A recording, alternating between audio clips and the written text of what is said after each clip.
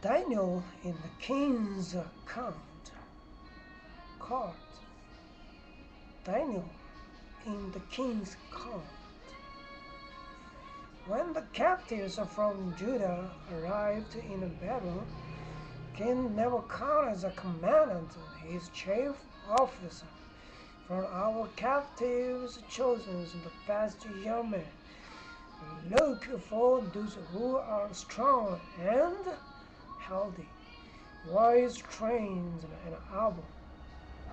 Bring them to the palace, and teach them our languages." The chief officer obeyed. The king explained that the young men were to eat food from his own table, that would help them to grow strong. He thought, at the end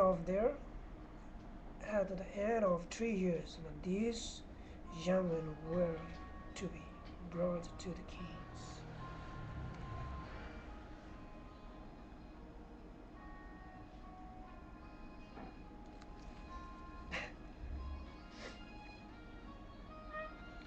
Among those chosen from the captives were Daniel, Hananiah, Mishael, and Azariah. Now Daniel and his 3 friends went to keep the law God had given to the people of Israel according to that law. There were some kinds of food they could not eat.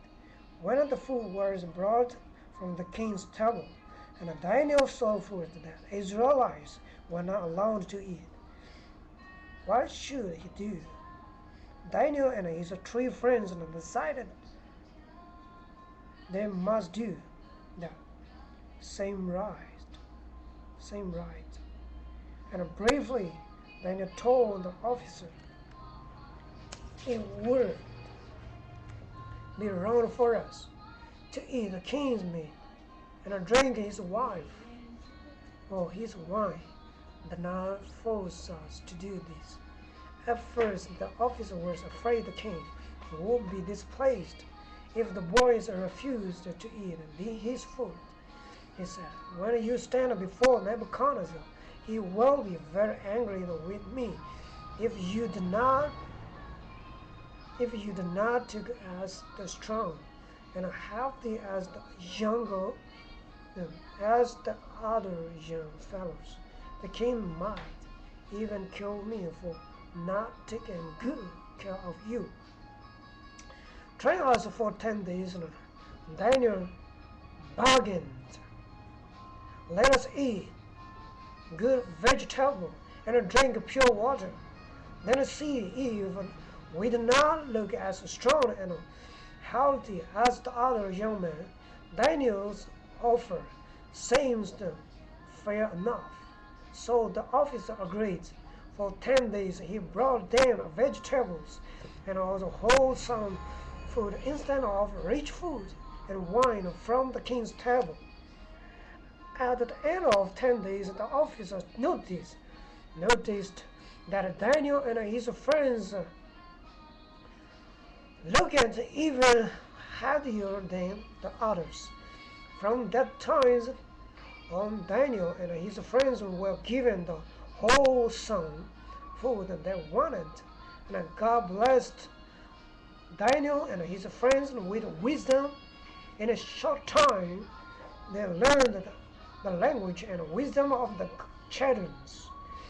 3 years passed. Then the king ordered, "Bring the young men to me." Then they came.